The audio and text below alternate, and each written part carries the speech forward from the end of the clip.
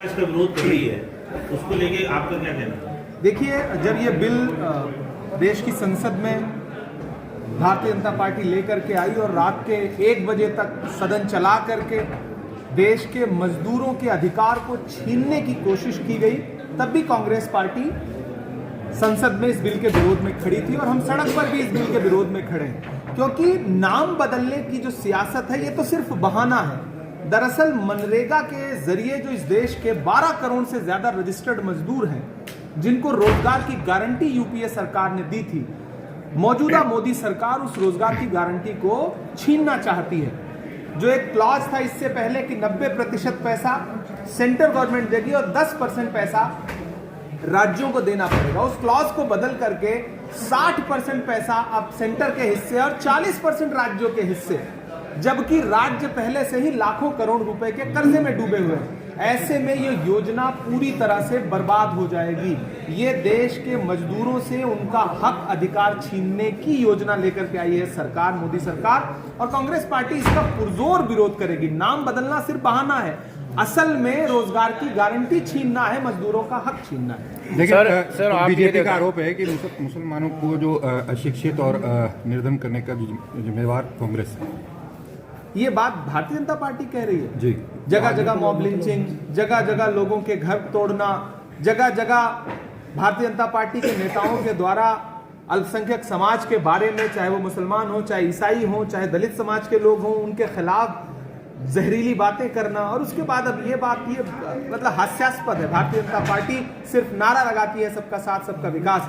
पूरी दुनिया में भाजपा क्या संदेशा देना चाहती है अपने देश के नागरिकों के साथ जुल्म सितम कर? सर, महात्मा गांधी नरेगा योजना को लेकर आपने कहा कि कांग्रेस पार्टी विरोध प्रदर्शन कर रही है। अभी तक कांग्रेस का जो प्रदर्शन हुआ है केवल महानगरों में और जिला स्तर पर ही हुआ है, जबकि मनरेगा में जो काम करते हैं वो ग्रामीण क्षेत्र के लोग काम करते हैं। सर्कुलर जारी कर चुकी है और इस पे हम लगातार प्रदर्शन करेंगे। एक दिन प्रदर्शन नहीं करेंगे, बाकायदा पार्टी ने उसके लिए पूरे प्रोग्राम जारी किए हैं और हम जमीन पर लगातार इसके खिलाफ प्रदर्शन करेंगे। और सिर्फ प्रदर्शन नहीं करेंगे, जिस तरह कृषि काले कानूनों को मजबूर होकर के सरकार को साल भर बाद वापस लेना पड़ा था, एक दिन वैसे ही ये जो मनरेगा की नई योजना सरकार लेकर के आई है, इसको वापस लेना पड़ेगा, क्योंकि सच में ये देश के मजदूरों के अधिकार छीनने का कानून लेकर के आई है। देखिए, राजस्थान ही नहीं बल्कि कई राज्यों की लाइफलाइन है ये अरावली, और अरावली को जिस तरीके से ऑर्डर आया है सुप्रीम कोर्ट का, क्या करें? आपका भी सवाल इससे संबंधित है? बिल्कुल, क्योंकि जो उन्होंने बात कही है भूपेंद्र यादव ने कि ऐसा कोई इंटेंशन नहीं है सरकार का भी इस चीज़ का, तो कांग्रेस इसको किस नजरिए से? देखिए, भूपेंद्र यादव जी भी झूठ बोल रहे हैं और सरकार भी झूठ बोल रही है। आप कह रहे हैं कि इंटेंशन नहीं है, आप ऐसा कानून, ऐसी योजना लेकर के आए हैं कि पूरी अरावली पर्वतमाला को आप नष्ट कर देना चाहते हैं, अपने उद्योगपति दोस्तों को दे देना चाहते हैं, बेच दिया है आपने। दरअसल बात यह है, दिल्ली गैस चैम्बर बनी हुई है, अरावली पर्वतमाला राजस्थान से लेकर के हरियाणा होते हुए दिल्ली तक जाती है। क्या हरियाणा के लोग और राजस्थान के लोग ये चाहते हैं कि दिल्ली की तरह यहां भी गैस चैम्बर बन जाए? आप लोगों से उनकी जमीनें, उनके जंगल और उनका जल तीनों छीन लेना चाहते हैं। ये सरकार जल, जंगल और जमीन की दुश्मन है। अरावली पर्वतमाला उसी कड़ी की एक योजना है कि आप जो पहाड़ जिनकी वजह से हम साफ सुथरी सांस ले रहे हैं, आप लोगों के फेफड़ों से उनकी सांस तक छीन लेना चाहते हैं। ये सरकार जो कहती है बिल्कुल उसका उल्टा करती है। कह रहे हैं कि हमारी मंशा नहीं है, जनता कह रही है कि हम अरावली पर्वतमाला को बर्बाद नहीं होने देंगे। आप कह रहे हैं कि हमारी ऐसी कोई योजना ही नहीं, हमारा ऐसा कोई कानून ही नहीं। आपके पास अगर ऐसा कोई कानून नहीं है तो आप सुप्रीम कोर्ट तक में जाकर के उसको डिफेंड क्यों कर रहे हैं? क्या पर्यावरण मंत्री जी बताने का काम करेंगे? आप आने वाले दिनों में पूरा ये जो यहां से पर्वतमाला जा रही है दिल्ली तक, उसके आसपास पूरी हरियाली बर्बाद कर देंगे, पहाड़ दरका देंगे, जिससे पूरा पर्यावरण का संतुलन बिगड़ जाएगा। एक बहुत ही सेंसिटिव मामला है कि केंद्र सरकार ने न्यूक्लियर प्लांट को प्राइवेटाइजेशन करने जा रही है। अभी नवंबर में कुछ लोग लाए थे बिल, उसके बाद में पास करके ये चीज़ कर दिया, तो देश के कुछ उद्योगपति भी इसमें शामिल हो गए और शांति जो नाम दिया इस बिल का, आप इसको किस तरीके से देख रहे हैं? देखिए, सरकार बहुमत का नाजायज फायदा उठा रही है। ये हर चीज बेच देना चाहते हैं। कल तक जो एफडीआई के खिलाफ थे, आज 100% एफडीआई लेकर के आ रहे हैं। कल तक जो निजीकरण के खिलाफ थे, आज न्यूक्लियर पावर तक में निजीकरण ला रहे हैं। ये सीधे सीधे चंद उद्योगपतियों को फायदा पहुंचाने के लिए काम कर रही है सरकार। राहुल जी ने कहा था हम दो हमारे दो, ये सरकार अब तो हम दो हमारे दो नहीं बल्कि हम दो हमारे एक पर काम कर रही है, और एक का नाम आप सबको पता है। ये सरकार सारे छत्तीसगढ़ से लेकर के राजस्थान तक जल जंगल जमीन एक व्यक्ति को सौंप दे रही है, और अब देश की संसद में कानून ला करके निजीकरण को जिस तरह से बढ़ा रही है सरकार, अपने पुराने मुख्यमंत्री रहते हुए नरेंद्र मोदी जी के भाषण उठा करके देख लीजिए। भाजपा वालों को भी सुनना चाहिए, कल तक जिन चीजों का विरोध करते थे आज प्रधानमंत्री रहते हुए उन्हीं कामों को करने के लिए खुद कानून ला रहे हैं। एसआईआर पर विरोध आज भी जारी है। एसआईआर आज भी विवादों के बीच में। कांग्रेस का आरोप है कि लगातार बीजेपी उनके वोट काट रही है, जबकि बीजेपी का कहना है कि वो घुसपैठिए जो लोग हैं उनको हटा रही है। क्या ब्राजील की वो महिला जिसके 200 जगह पर वोट हैं वो घुसपैठिया है? वो घुसपैठिया है तो वो भाजपा के बूथों पर जाकर के भाजपा को वोट क्यों दे रही है? जिन राज्यों में चुनाव आता है वहां आपको घुसपैठिए मिल जाते हैं। झारखंड में चुनाव था तो भाजपा के नेता बढ़ चढ़ के कह रहे थे यहाँ घुसपैठिए हैं। कहाँ है घुसपैठिए? दिल्ली का चुनाव था तब गृह मंत्री जी घुसपैठिया निकाल रहे थे, बिहार का चुनाव था तब घुसपैठिया निकाल रहे थे। आप बताइए, कागज पर डेटा दीजिए, चुनाव आयोग डेटा दे कि आपने कितने घुसपैठिए निकाले। ये भाषणों में लफ्फाजी करना बंद करिए। एसआईआर का मकसद अगर आप वोटर लिस्ट की सफाई करना चाहते हैं तो फिर बिहार में एसआईआर होने के बावजूद वोटर लिस्ट में फर्जी वोट कैसे हैं? क्या चुनाव आयोग इसका जवाब देगा? राहुल गांधी 3 प्रेस कॉन्फ्रेंस कर चुके हैं, आज तक चुनाव आयोग ने एक भी जवाब नहीं दिया है। देश की संसद में चुनाव सुधार पे बहस हुआ, विपक्ष के नेताओं को बोलने नहीं दिया, माइक बंद कर दिया गया। मैं खुद राज्यसभा में उस बिल पर बोल रहा था, 3 मिनट का समय था, चेयर ने बोलने नहीं दिया। जब तक मैंने कहा कि जब तक हम बीमारी नहीं बताएंगे तब तक इलाज कैसे होगा, लेकिन चेयर कहती रही कि चुनाव आयोग का नाम मत लीजिए। चुनाव आयोग विवादों के घेरे में है, चुनाव आयोग पर राहुल गांधी जी प्रेस कॉन्फ्रेंस कर रहे हैं और चेयर कहती है कि नहीं आप नाम मत लीजिए।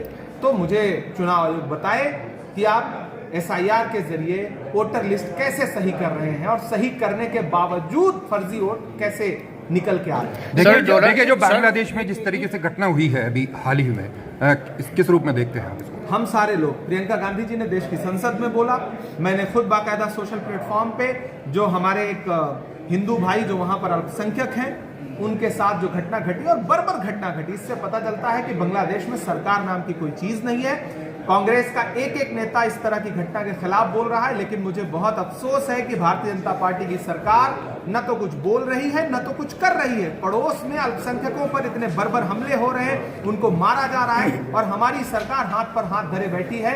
ये बहुत ही शर्मनाक है। प्रधानमंत्री जी, विदेश मंत्री जी, गृह मंत्री जी, रक्षा मंत्री जी, बताएं इस देश को कि आप बांग्लादेश में अल्पसंख्यकों की सुरक्षा सुनिश्चित करने के लिए क्या करेंगे। देश जानना जा रहा है, सिर्फ भाषण देंगे या कोई उचित कार्रवाई भी करेंगे? सर, डॉलर के मुकाबले जो रुपया है वो लगातार गिर रहा है और दूसरी ओर भाजपा कह रही है कि विकसित भारत हम बना रहे हैं। कौन सा विकसित भारत आप बना रहे हैं? $1 91 रुपए के पार पहुंच गया। देश की संसद में सुषमा स्वराज जी ने भाजपा की नेता सदन रहते हुए यह भाषण दिया था कि जब जब रुपए की कीमत गिरती है तब तक प्रधानमंत्री की गरिमा गिरती है। आज रुपए डॉलर जो है, डॉलर वो प्रधानमंत्री की उम्र के पार निकल गया। तब सेलिब्रिटीज ट्वीट करते थे कि शुक्र है हमारे अंडरवियर का नाम डॉलर नहीं है वरना, लेकिन आज स्थिति है कि कोई बात करने को तैयार नहीं। अब जब आप ये कहते हैं कि डॉलर ऊपर जा रहा है, रुपया नहीं गिर रहा है, तो मेरा सवाल है कि फिर पड़ोसी देशों की करेंसी क्यों नहीं गिर रही है? दरअसल वित्त मंत्री जी इस देश को गुमराह कर रही हैं। जब प्रधानमंत्री मनमोहन सिंह जी ने देश नरेंद्र मोदी जी के हाथ में दिया था तब $1 58 रुपए के बराबर था, आज 91 रुपए के पार चला गया। इससे शर्मनाक स्थिति क्या हो सकती है?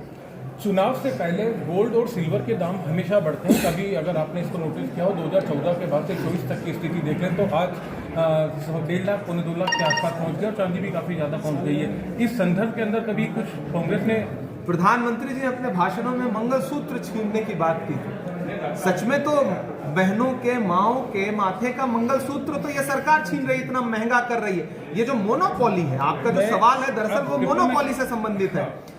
ये सरकार किसी चीज की महंगाई रोकने के लिए न तो प्रतिबद्ध है और न रोकना चाहती है, न रोक पा रही है, क्योंकि सरकार का बाजार पर कोई नियंत्रण नहीं रह गया है और उल्टा अपनी गलतियां मानने को भी तैयार नहीं। आप इनसे कहिए कि डॉलर के मुकाबले रुपया गिर रहा है तो ये आपको बताएंगे कि नहीं, देश तो विकसित हो रहा है। जब भी आप इनसे चीजों की महंगाई पर कोई सवाल करिए, ये आपको पड़ोसी देश और पता नहीं कहां उलझा देंगे। सच बात यह है कि चांदी और सोना दोनों लगातार महंगा होता जा रहा है और सरकार उस चीज पर नियंत्रण नहीं रख पा रही है। लोगों की शादियों में बेटियों को आभूषण देने के लिए पैसे नहीं हैं, ये बहुत दुखद स्थिति है। आप उच्च सदन के सदस्य हैं, जिस रात धनखड़ ने इस्तीफा दिया था, क्या आपको लग रहा था कि सरकार गिर रही थी उस समय?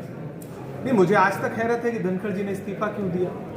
मेरा तो सवाल देश की सरकार से यह है कि धनखड़ जी ने इस्तीफा दे दिया, राजस्थान के बेटे थे वो, किन्हीं कारणों से आपने जबरदस्ती इस्तीफा दे दिया या उन्होंने ले लिया या दे दिया उन्होंने। लेकिन मुझे आज भी अफसोस है, राजस्थान को सवाल पूछना चाहिए कि राजस्थान के बेटे ने अगर इस्तीफा दे दिया था तो फिर उनका विदाई समारोह क्यों नहीं आयोजित किया गया, जबकि आज तक जितने भी उपराष्ट्रपति हुए हैं या कोई भी इस पद पर बैठा हुआ व्यक्ति रहा हो जिसने चेयर किया है, उसको हमेशा विदाई दी गई है। विदाई न देना एक तरह का अपमान। क्या सरकार गिर रही थी क्या? मुझे लगता है ये सवाल आप बहुत देर में पूछ रहे हैं। तात्कालिक आपने सवाल पूछा होता तो शायद मैं जवाब देता। अब गंगा जी में बहुत पानी बह गया है। इमरान जी, कांग्रेस को मजबूत करने के लिए क्या करना होगा? क्योंकि आप बड़े विरोधी का आरोप लगा लेते हैं, बहुत बड़ी बात है, अच्छी बात है। उन्होंने एक रीजन भी बताया, गिनवाया भी था कि हार के कारण क्या है, उनको लेकर कोई मंथन करती है? देखिए, हार के कारण कांग्रेस पार्टी की कमजोरियां नहीं है। कांग्रेस पार्टी जमीन पर पूरी मजबूती के साथ खड़ी है। राहुल गांधी जी 4000 किलोमीटर भारत जोड़ो यात्रा करते हैं, लाखों नहीं बल्कि करोड़ों की तादाद में कन्याकुमारी से कश्मीर तक लोगों से मिलते जुलते हैं। राहुल गांधी हर मुद्दे पर, देश के मुद्दे पर जनता के साथ खड़े हैं। एक सुबह वो हरियाणा में किसानों के बीच में धान रोपते खड़े हैं, एक सुबह वो ट्रक ड्राइवरों के साथ खड़े हैं, एक सुबह प्रतियोगी परीक्षाओं के जो प्रतिभागी हैं उनके साथ खड़े हैं, एक सुबह वो सब्जी मंडी में लोगों के साथ खड़े, लोगों की पीड़ा में शामिल है। चुनाव क्यों नहीं हम जीत पा रहे हैं, ये हमारे लिए भी बहुत सोचने का विषय है। और अंततोगत्वा सोचने के बाद हम इस मकाम पर पहुंचते हैं कि जिस तरह से भारतीय जनता पार्टी चुनाव में धन बल का और चुनाव में एजेंसियों का इस्तेमाल कर रही है, वो स्वस्थ लोकतंत्र के लिए अच्छा नहीं। मैं आपको एक आंकड़ा दे रहा हूं, इसको छापिएगा। भारतीय जनता पार्टी के पास 2024 के चुनाव के बाद भाजपा के अकाउंट में 10,000 करोड़ रुपया है और कांग्रेस पार्टी के अकाउंट में सिर्फ 136 करोड़ रुपया है। ऐसे में चुनाव कैसे स्वस्थ रह सकता है, यह आंकड़ा आपको चौंकाएगा। जब लड़ाई 99 वर्सेज 1% होगी तो चुनाव जाहिर सी बात है कि वो कहीं ना कहीं एक तरफ झुका हुआ दिखेगा। ऐसे में चुनाव आयोग के रहते हुए बिहार में एन चुनाव से पहले 10-10 हजार रुपए महिलाओं के अकाउंट में डाला जाता और चुनाव आयोग शिकायतों का संज्ञान लेने के लिए तैयार नहीं होता, तो ये वोट खरीदने जैसा नहीं है तो क्या है? ये देश की चुनावी प्रणाली के लिए अच्छा नहीं है और सरकार चुनाव सुधार के रास्ते में कोई भी कदम उठाने को तैयार नहीं। एजेंसियों का दुरुपयोग करना, ईडी, सीबीआई जैसी एजेंसियों का दुरुपयोग करके लोगों को, विपक्ष के लोगों को प्रताड़ित करना, चुनाव से पूर्व एक बार भी आपको चौंकाता नहीं कि चुनाव से पूर्व छापे पड़ने शुरू हो जाते हैं। चुनाव से पूर्व विपक्ष के कुछ बागी नेताओं को, जिनको सुरक्षा का भी खतरा नहीं रहता, उनको वाई कैटेगरी की सुरक्षा दे दी जाती है। ये सारी चीजें स्वस्थ लोकतंत्र के लिए अच्छी नहीं है।